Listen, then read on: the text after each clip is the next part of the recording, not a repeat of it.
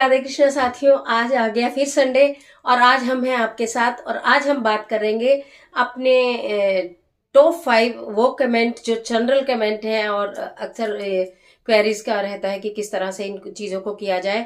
फिर हमारे top 10 viewers. फिर आज क्योंकि रविवार है और आज हम बात करेंगे तो रवि पुष्य योग की भी बात करेंगे।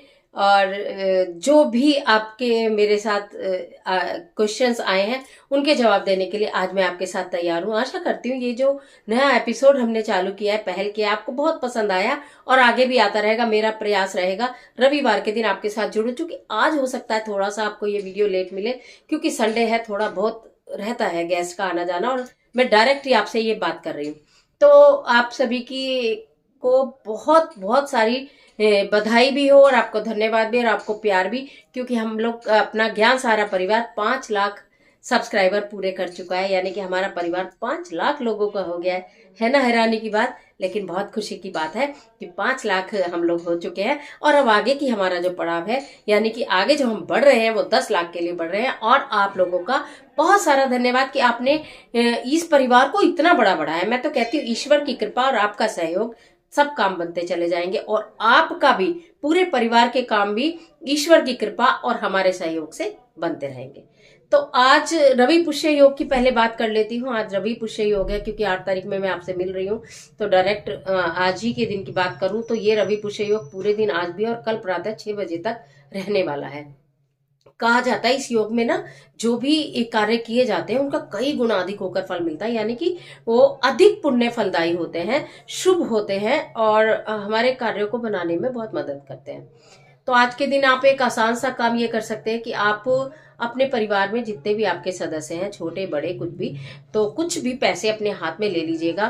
5 रुपए, 10 रुपए, जो भी आपकी श्रद्धा हो, 2 रुपए, जितने भी आपकी श्रद्धा है। तो जितने भी लोग हैं अलग अलग, यानी कि पहले अपने सिर से एंटी क्लॉकवाइज आपने 7 बार उतारा, वो पैसा एक तरफ रख दिया। फिर अपने हस्बैंड के सिर से एंटी क्लॉकवाइज 7 बार उतारा, अलग रख दिया। अपने बच्चे के सिर से अलग से पैसा लिया, उतारा और अलग रख दिया। उन सारे पैसों को आप या तो किसी को दे दीजिए, जरूरतमंद को एक को दे दीजिए, अनेक को दे दीजिए। अगर आपने बहुत बहुत सारे पैसे उतारे हैं तो ज्यादा लोगों को दे सकते हैं, थोड़े थोड़े तो एक को भी दे सकते हैं। और आप लोग तक किसको किसको देंगे तो मंदिर के दान पात्र में डाल सकते हैं, मंदिर में चढ़ा कर आ सकते हैं।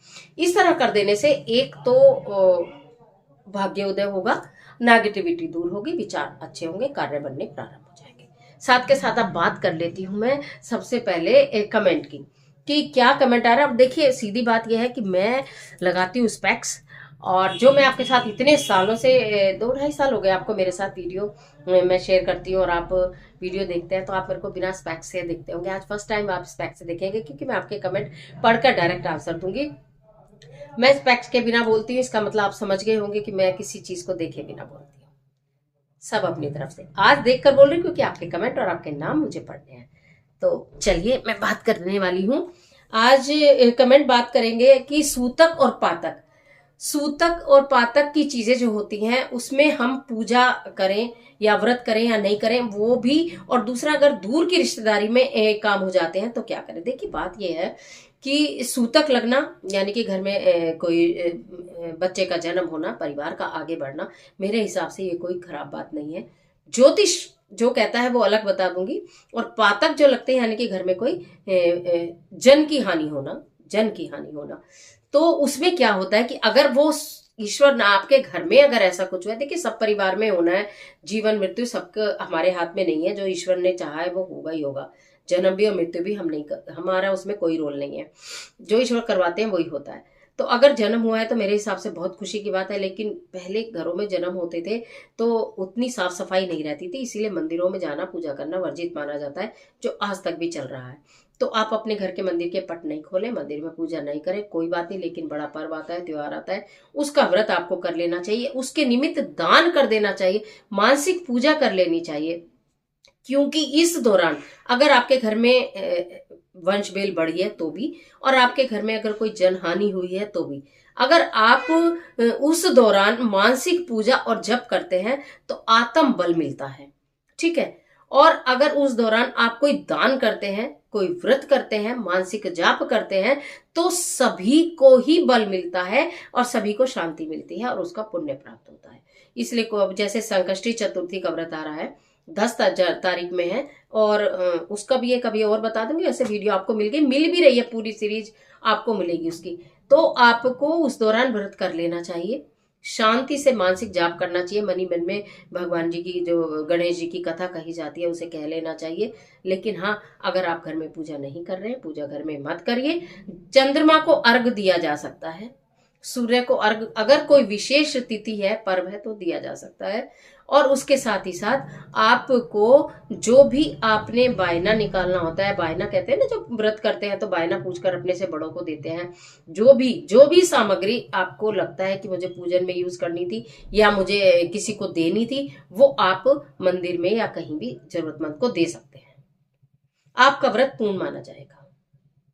ये तो बात हो गई सूतक की और पातक की। और बहुत दूर की रिश्तेदारी में एक क्वेश्चन था अभी, कि बहुत दूर की रिश्तेदारी में, यानी कि हस्बैंड के ताऊ जी के यहाँ कोई कुछ हुआ है, बेबी वगैरह, तो अब हम क्या करें। अब देखिए, तो खुशी की बात है, इतना बड़ा त्योहार आप नहीं छोड़ सकते, इसलिए आप अपने व्रत को जरूर कीजिएगा और चंद्रमा को अर्घ जरूर दीजिएगा, व्रत का पारण कीजिएगा, उसके साथ साथ कुछ सामग्री दान कर दीजिएगा, आपका कार्य हो जाएगा। अब इसके साथ दूसरा क्वेश्चन एक ये आता है कॉमन, कि बच्चे दूर रहते हैं तो हम क्या करें। सही बात है, बहुत सारे उपाय बताए जाते हैं बच्चों की कामयाबी के लिए, बच्चों की खुशहाली के लिए, बच्चों की नेगेटिविटी दूर करने के लिए, डिप्रेशन दूर करने के लिए, उनके प्रमोशन के लिए, उनकी खुशहाली के लिए। और मम्मियां रहती हैं और बच्चे रहते हैं अब्रॉड में, ठीक है, या किसी दूसरी सिटी में, जो कि हर वक्त नहीं आ सकते, या बच्चे उन चीजों को नहीं मानते, तो आपको क्या करना चाहिए, आप बच्चों के नाम से उस उपाय को कर लीजिए। बच्चों का संकल्प कहते हैं ना, बच्चों के नाम से, जैसे आपने हाथ में लिया संकल्प लेकर बच्चों के नाम से आप उस कार्य को कर लीजिए। और उसके बाद उसको, जो भी आप जिस भी उपाय को जैसे करना चाहती हैं, उसमें जो बताया गया वो करिए, लेकिन आप अपने हाथों से बच्चे का नाम लेकर कर लीजिए। बच्चे की तस्वीर पर कभी भी भूले से कोई भी उपाय मत करना, मैं सदैव मना करती हूँ। बच्चों की तस्वीर पर, कि बच्चों की तस्वीर से उतार ले, या बच्चों की तस्वीर पर कुछ नहीं करो, बच्चों की तस्वीर पर कुछ नहीं करो। उसके बाद क्वेश्चन आता है कि पीरियड में हनुमान चालीसा का पाठ कर सकते हैं कि नहीं, भगवान जी को बिना स्पर्श किए हुए। देखिए, भगवान जी को, हनुमान जी महाराज की पूजा स्त्रियों के लिए वर्जित कभी भी नहीं है। पीरियड में कोई भी पूजा वर्जित नहीं है। एक आपने बहुत अच्छी वीडियो मैंने पहले प्रसारित की थी, शास्त्रीय प्रमाण के साथ मैंने प्रसारित की थी, कि ज्योतिष क्या कहता है, शास्त्र क्या कहते हैं और समाज क्या कहता है। जो समाज कहता है उसको छोड़ दीजिए, जो ज्योतिष कहता है उसके भी हिसाब से मैंने आपको बताया था कि पूजा निषेध नहीं है, केवल मंदिर के अंदर प्रवेश करना या मूर्ति को स्पर्श करना वर्जित होता है, क्योंकि उसके भी रीजन बताए थे, यहाँ नहीं बताऊंगी क्योंकि बहुत लंबा हो जाएगा, वो आप वीडियो देख सकते हैं मेरे चैनल पर जाकर। तो इसलिए आप पीरियड में कोई भी मानसिक जाप करिए, कोई भी मानसिक पूजा करिए। अब जब हमारे ऊपर कोई संकट या कोई परेशानी आती है, हमें हमारे आदत में शामिल है, जैसे मैं अपनी भी बात करूं तो मेरी आदत में शामिल है हर वक्त प्रभु का नाम लेना, हर वक्त प्रभु को आगे रखना, कि हे ईश्वर अच्छा हुआ ये आपने किया। किसी और का भी काम होता है तो मैं कहती हूँ, ईश्वर बहुत तेरे शुक्राने, तुमने उनका काम बना दिया। तो इसलिए हर वक्त हम ईश्वर का नाम लेते हैं, हम ये तो नहीं देखते हमें पीरियड हो रहा है कि हम क्या हो, हम अभी नहाए हैं कि नहीं नहाए हैं, कि भगवान का नाम नहा कर ही लेंगे, या भगवान का नाम पीरियड हो रहा है तो हम लेंगे ही लेंगे, नहीं, ऐसा तो कहीं नहीं है, ऐसा कहीं नहीं लिखा है। इसलिए आप हनुमान चालीसा का पाठ में सिर्फ एक बात ये आती है, क्योंकि श्री हनुमान जी महाराज बाल ब्रह्मचारी थे, तो स्पर्श तो करना ही करना नहीं होता स्त्रियों को। उसके लिए एक शॉर्ट वीडियो मैंने बहुत अच्छी बनाई है, आपके पास शायद कल परसों में वो वीडियो आ जाएगी, वो भी आपका कंफ्यूजन दूर हो जाएगा।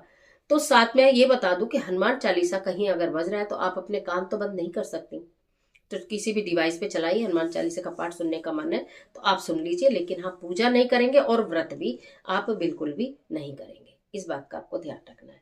उसके अलावा एक क्वेश्चन और था, सकट चतुर्थी से संबंधित था, वो मैंने आपका कंफ्यूजन दूर ही कर दिया है कि भी 10 तारीख को ही करना है व्रत, 11 को नहीं करना। 10 तारीख को जो संकष्टी चतुर्थी है उसमें बहुत सारे योग बन रहे हैं, आयुष्मान योग बन रहा है, और आयुष्मान योग में संतान की दीर्घायु के लिए, संतान की खुशहाली के लिए आपको जो मैंने आपको समय बताया है, उसके अलावा जो आपको एक निश्चित टाइम है वो शॉर्ट वीडियो में मैं दे दूंगी। चंद्रोदय का समय 8:41 है, और संकष्टी चतुर्थी की आपको बहुत सारी शुभकामनाएं हो। तो आज मैंने आपको जो आपके टॉप ये वाले कमेंट थे जनरल, जिसमें अक्सर आपको प्रॉब्लम रहती है, इनके मैंने आंसर कर दिए हैं। और आयुष्मान योग में आपका ये स्वार्थ सिद्धि योग भी है, रवि योग भी है, आयुष्मान योग भी है, कई सारे योग बन रहे हैं संकष्टी चतुर्थी पे। इस व्रत को बिल्कुल मत छोड़िएगा। अब हम बात करते हैं अपने व्यूवर्स की, टॉप 10 व्यूवर्स, यानी कि जो सदैव हमारे साथ बने रहते हैं, हर वीडियो में बने रहते हैं। देखिए, ऐसा तो नहीं है कि रोज वीडियो आती है तो हर वीडियो जरूरी नहीं कि आपके काम की हो, आपके मतलब की हो, या आप उसमें से कुछ जरूर उठाएं। लेकिन हर वीडियो को सुनना, देखना, मुझे पसंद करना, मेरी बातों को पसंद करना, और वो उपाय आपके काम का ना हो या वो चीज आपके काम की ना हो तो दूसरों को फॉरवर्ड करना, ये मेरे परिवार का काम है और मेरा परिवार इसे बखूबी करता है। इसमें है मंजू शर्मा जी हमारे बीच में, जो सदैव वीडियो को देखते हैं और सराहती भी हैं। गुड़िया कुमारी जी, महादेव की अर्चना चंदन से पूरी है, सदैव लिखती हैं। और मधु त्यागी जी हैं, शशि कक्कर जी हैं, श्याम आनंद जी हैं, कनक जी हैं, सुधीर आनंद जी हैं, जूली यादव हैं, इला जी हैं, और प्रिया तिवारी हैं, दया जैन जी हैं। अच्छी सोसाइटी में आई थिंक रहती हैं, क्योंकि हमेशा सोसाइटी की ही बात बताती है कि हमारी सोसाइटी में ये, हमारी सोसाइटी में वो चीजें नहीं हैं, तो हम कैसे करें। मेरा कहने का मतलब है, मैं कभी भी परेशान नहीं होती अपने व्यूवर से। अगर आपको अपने छोटे क्वेश्चन हो या बड़े क्वेश्चन हो, कमेंट में जरूर पूछिए। वो हो सकता है कि थोड़ा मैं आंसर करने में लेट हो जाती हूँ, तो जो मेन क्वेश्चन है मैं इसमें आपके दे दिया करूंगी। लेकिन यह है कि आपको बिल्कुल भी परेशान होने की जरूरत नहीं है। लेकिन हाँ, बहुत पुरानी, यानी कि 2 साल पुरानी वीडियोस जो है ना, उनके अगर आप मेरे से क्वेश्चन पूछते हैं, उस वीडियो का क्वेश्चन पूछते हैं, तो मेरे को ना थोड़ा सा परेशानी होती है, उसका आंसर करने में थोड़ा समय लगता है, उस चक्कर में वो आगे निकल जाता है क्वेश्चन। तो जो वीडियो हो उसी का क्वेश्चन पूछे, किसी और वीडियो पे किसी और वीडियो का क्वेश्चन ना पूछे तो बहुत अच्छा रहेगा। ऐसे आपका साथ, आपका प्यार के लिए बहुत बहुत आभार, बहुत बहुत धन्यवाद। आशा करती हूँ आज का एपिसोड भी आपके लिए बहुत यूजफुल होगा। मिलती है एक और फिर नेक्स्ट वीक नए एपिसोड के साथ, कुछ और बेहतर करने के लिए। तब तक के लिए इजाजत दीजिए। ईश्वर आपकी मदद करे।